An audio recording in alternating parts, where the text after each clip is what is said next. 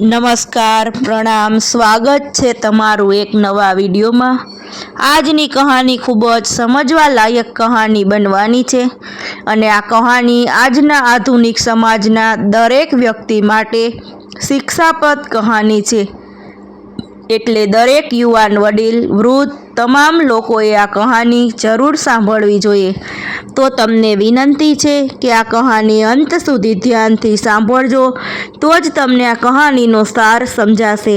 કહાની પસંદ આવે તો વિડીયોને લાઈક કરી અને તમારા મિત્રો સાથે શેર કરજો। તો ચાલો શરૂ કરીએ આજની કહાની। વિનયભાઈ આંસુઓથી ભરેલી આંખો સાથે પોતાના રૂમમાં બેઠા હતા અને વારંવાર રૂમની દિવાલ પર લાગેલી પોતાની પત્નીની તસવીર જોઈ રહ્યા હતા અને પોતાની પત્ની સાથે વિતાવેલી અમુક યાદગાર પળોને યાદ કરી રહ્યા હતા। એની આંખોમાંથી લગાતાર આંસુ વહી રહ્યા હતા। પત્નીના મૃત્યુ બાદ જાણે એમને પોતાનું જીવન એક ભારરૂપ લાગી રહ્યું હતું। આજે સવારથી જ વિનયભાઈની હાલત ખૂબ જ ખરાબ હતી। એના પેટમાં અચાનક દુખાવો શરૂ થયો અને એને ઉલટી થવા લાગી। કદાચ વાસી ખાવાનું ખાવાથી વિનયભાઈને એસિડિટી થઈ ગઈ હતી। આજે એમનો દીકરો અજય પણ ઓફિસથી વહેલો આવી ગયો હતો। હવે વિનયભાઈએ એની પુત્રવધૂને કહ્યું કે વહુ જરા અજયને ફોન લગાવીને ઘરે બોલાવીને લેને, મારી તબિયત વધારે ખરાબ થવા લાગી છે। મારા શરીરમાં જાણે કે જીવ ન રહ્યો હોય એવું લાગી રહ્યું છે। વિનયભાઈ ફક્ત આટલું જ બોલ્યા ત્યાં તો એની વહુ ભાવિકા ચીલાવા લાગી અને કહેવા લાગી કે પિતાજી, તમારે મારા પતિના ખર્ચા વધારવા સિવાય બીજું કંઈ કામ નથી અને મારા પતિ ઓફિસે ગયા છે અને તમારા માટે ઓફિસ છોડીને નહીં આવી શકે। તમને કેટલી વાર કહ્યું છે કે જેટલું ભોજન પચાવી શકો એટલું જ ખાવાનું રાખો, પરંતુ ખાવામાં તો તમે ધ્યાન રાખતા નથી। આખો દિવસ તમારું મોઢું ચાલુ જ હોય છે અને આ ગઢપણમાં જીભ પર કાબૂ નહીં રાખો તો ઉલટીઓ જ થતી રહેશે। વહુની આવી ગુસ્સાભરી વાતો સાંભળીને વિનયભાઈ ચૂપ થઈને પાછા પોતાના રૂમમાં આવીને બેસી ગયા અને વિચારવા લાગ્યા।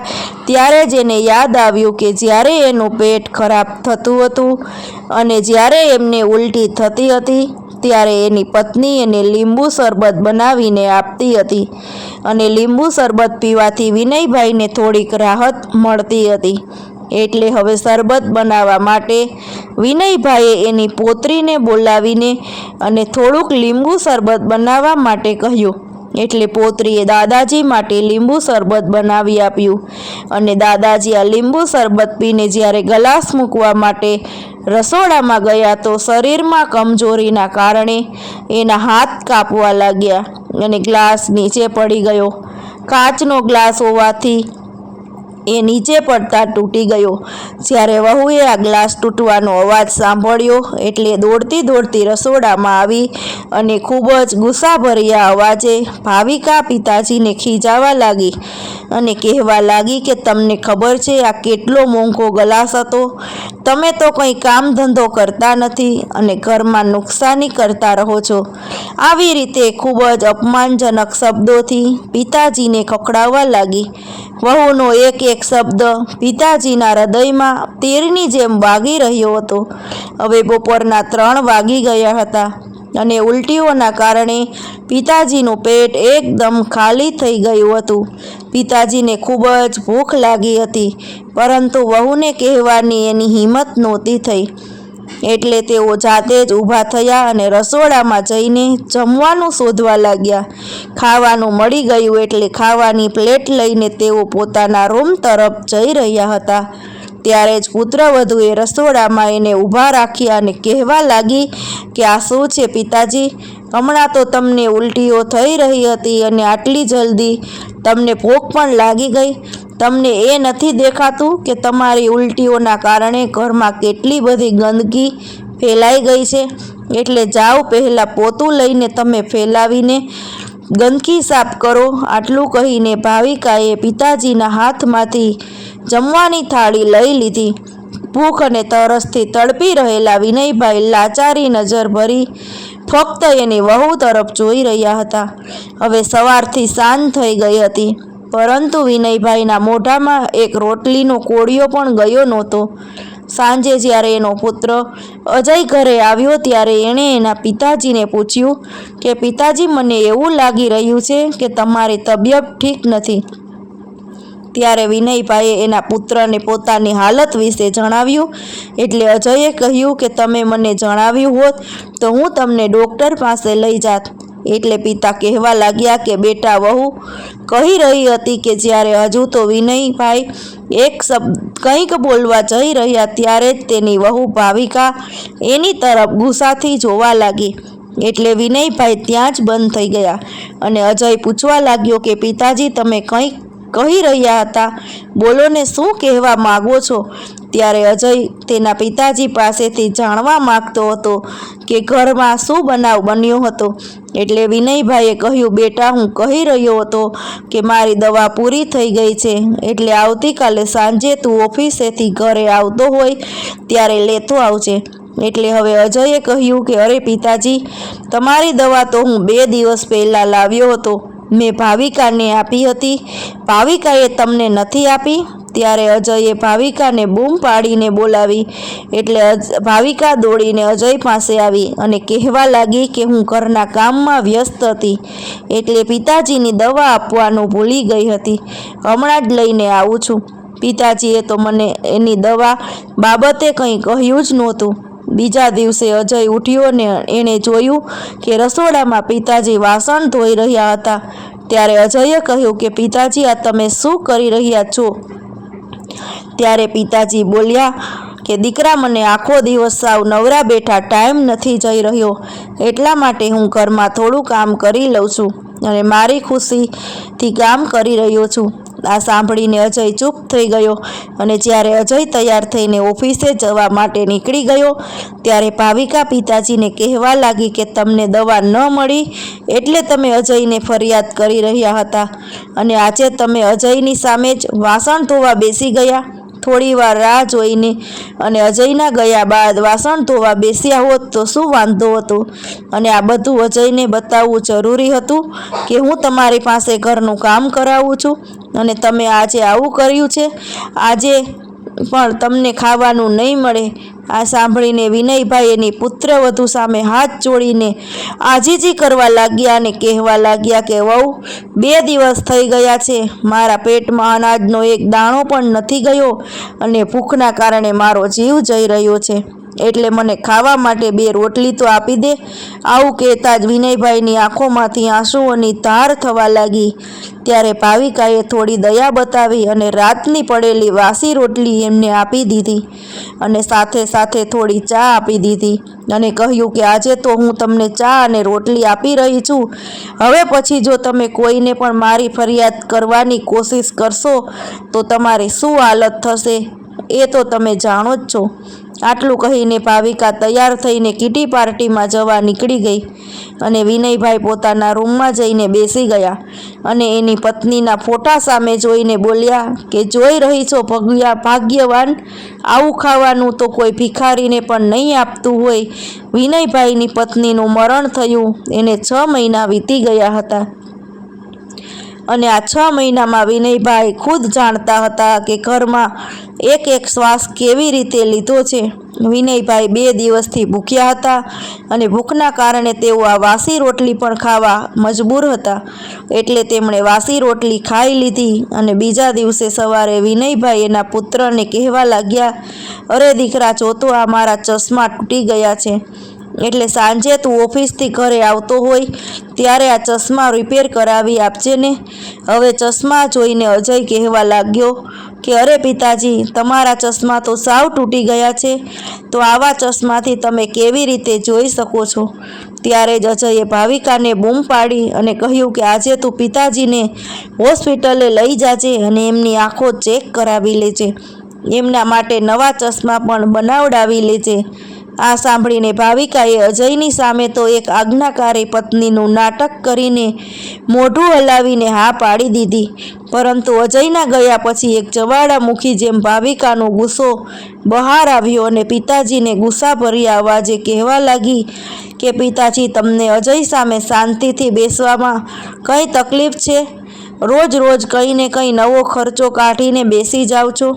એટલે વિનયભાઈ ડરતા અવાજે બોલ્યા કે વહુ, મને મારી આંખેથી કંઈ દેખાતું નહોતું, એટલા માટે મેં અજયને કહ્યું હતું.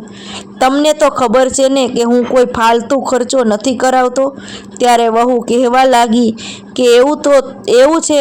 તમે તો કેવી રીતે વાત કરી રહ્યા છો કે ઓફિસમાં બેસીને આખો દિવસ તમે કોઈ બિઝનેસ કરતા હોય અને જેના કારણે તમારા ચશ્માની ખૂબ જરૂરિયાત હોય.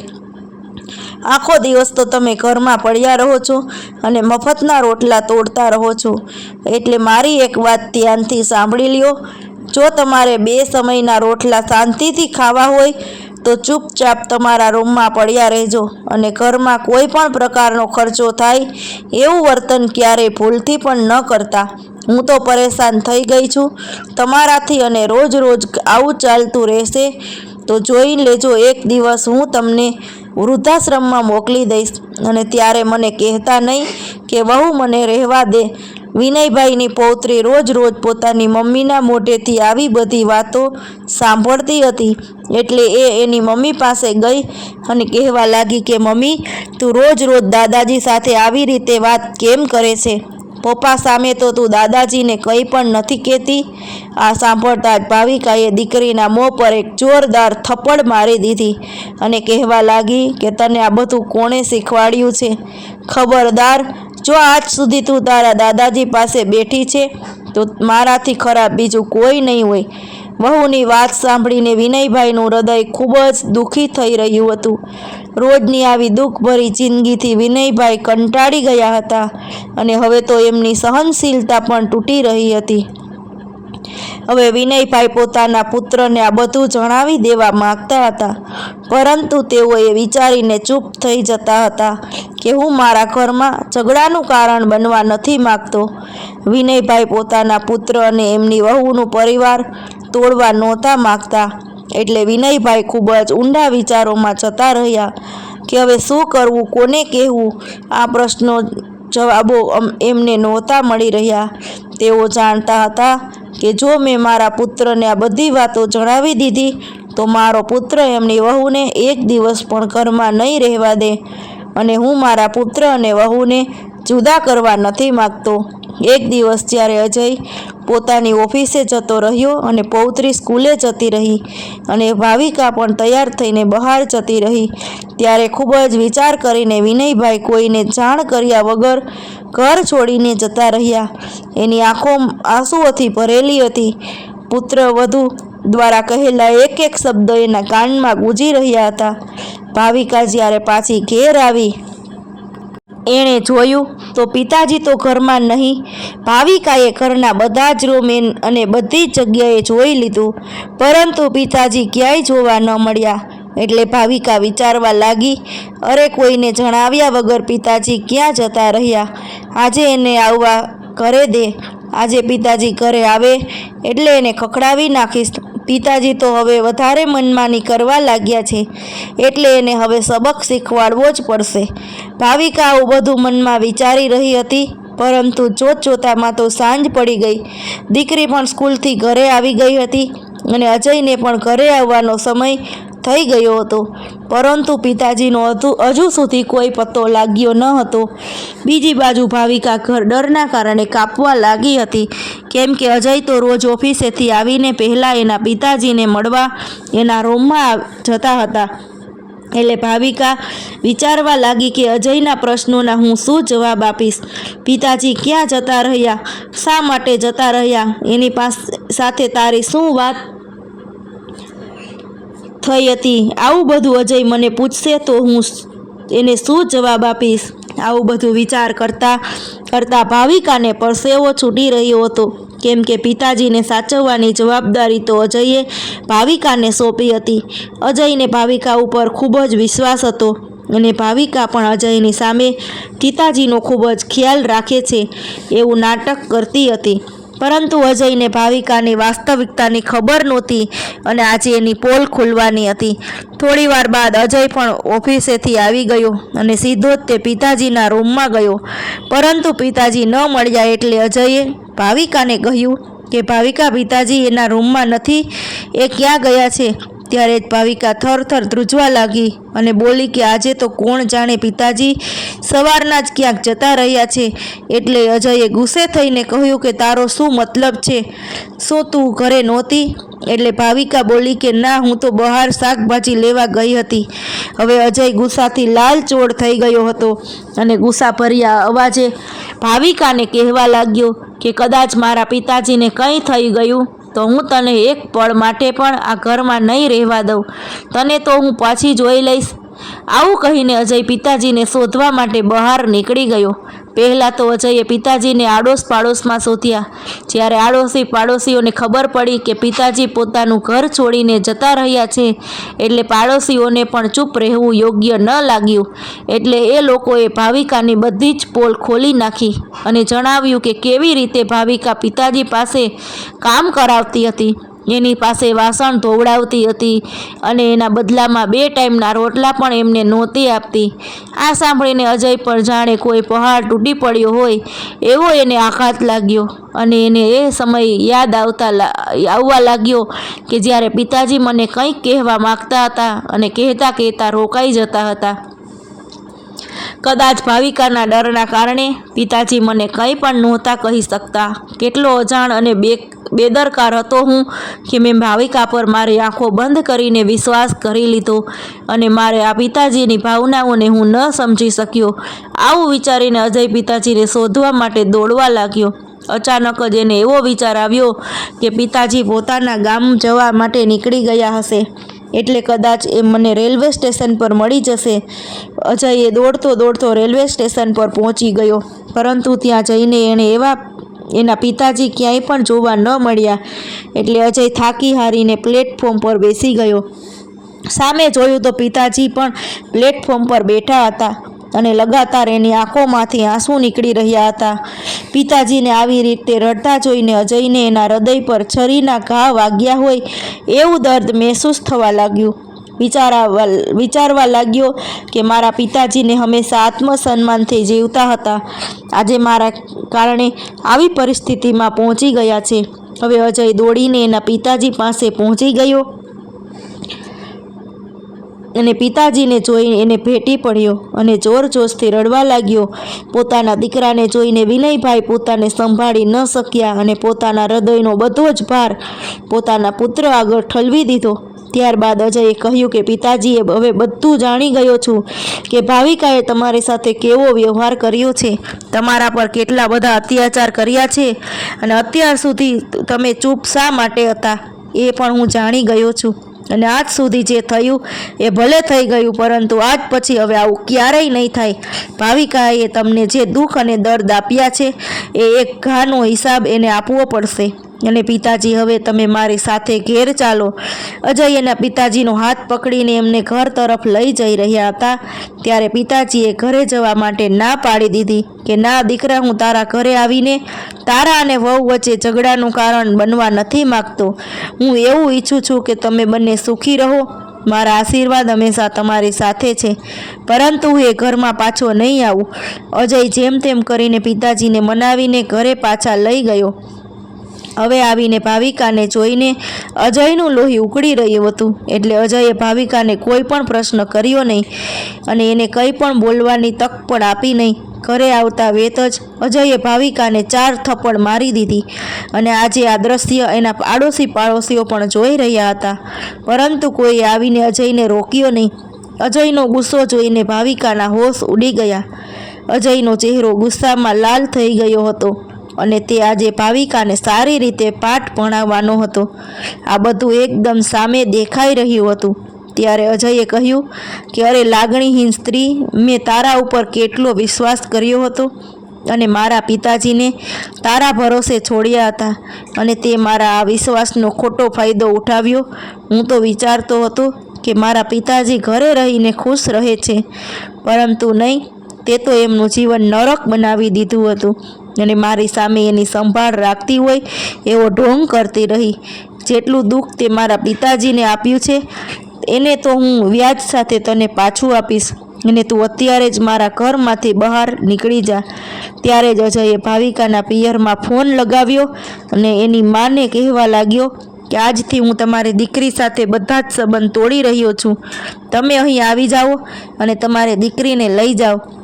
હવે મારે એની કોઈ જરૂર નથી અને હા, મારી દીકરી મારી સાથે જ રહેશે.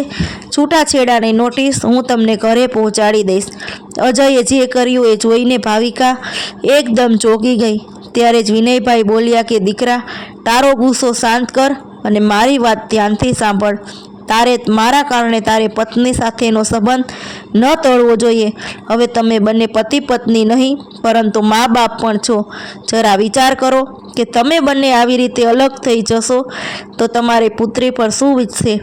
રહી વાત તો મારી, તો મારું તો શું છે, હું તો ક્યાંય પણ રહી લઈશ. એટલે અજયે કહ્યું કે નહીં પિતાજી, મારા પહેલાં આ ઘર તમારું છે.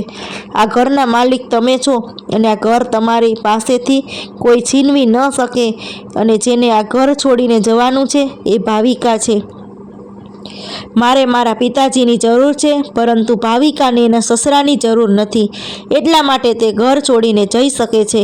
આવું કહીને અજયે ભાવિકાના કપડાં થેલામાં ભરવાના શરૂ કર્યા અને ભાવિકા જોરજોશથી રડવા લાગી અને પિતાજીના પગમાં પડીને માફી માગવા લાગી કે પિતાજી, મને ખૂબ જ શરમ આવી રહી છે કે મેં તમારી સાથે આટલું ખરાબ વર્તન કર્યું છે અને મેં એ પણ ન વિચાર્યું કે માના ગયા બાદ તમે કેટલું એકલાપણું મહેસૂસ કરી રહ્યા હશો. આજે હું મારા કરેલા ખરાબ વર્તનથી ખૂબ જ શરમ અનુભવી રહી છું. આજે એ જ ભાવિકા એના પિતાજી પાસે પોતાના કરેલા ખરાબ કર્મોની માફી માગી હતી. જે ભાવિકા પિતાજી સાથે એક નોકર જેવો વ્યવહાર કરતી હતી. આ સાંભળીને વિનયભાઈ એની પુત્રવધૂને કહેવા લાગ્યા કે વહુ, અજય મારો દીકરો એકનો એક છે. હું ક્યારેય પણ એના જીવનમાં દુઃખ જોવા નથી માગતો. જે થઈ ગયું એ થઈ ગયું, પરંતુ હું ક્યારેય પણ મારા દીકરાનું ઘર તૂટતું નહીં જોઈ શકું. એટલા માટે મને માફ કરી દે. આ સાંભળીને અજય બોલ્યો કે જો બેશરમ, મારા પિતાજીનું દિલ કેટલું મોટું છે, એના પર કેટલા બધા અત્યાચાર કર્યા હતા પણ છતાં એમણે માફી કરી દીધી છે. એ દિવસથી અજયની પત્નીના વર્તનમાં જમીન આસમાનનું પરિવર્તન આવી ગયું. બીજા દિવસે ભાવિકા પિતાજીના રૂમમાં આવી અને કહેવા લાગી કે પિતાજી, લ્યો તમારા માટે ચા લાવી છું. ચા બાજુમાં મૂકીને ભાવિકાએ પિતાજીના આશીર્વાદ લીધા.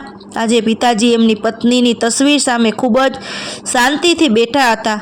આજે એમની બધી ચિંતાઓ દૂર થઈ ગઈ હતી.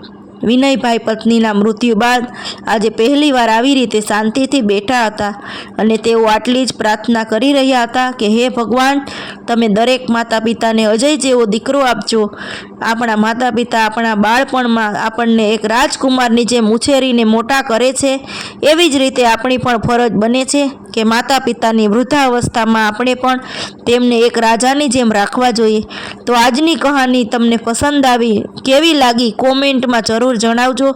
પસંદ આવી હોય તો વિડીયોને લાઇક, શેર અને નવા મહેમાન હોય તો ચેનલને સબસ્ક્રાઈબ જરૂરથી કરજો. જય શ્રી કૃષ્ણ.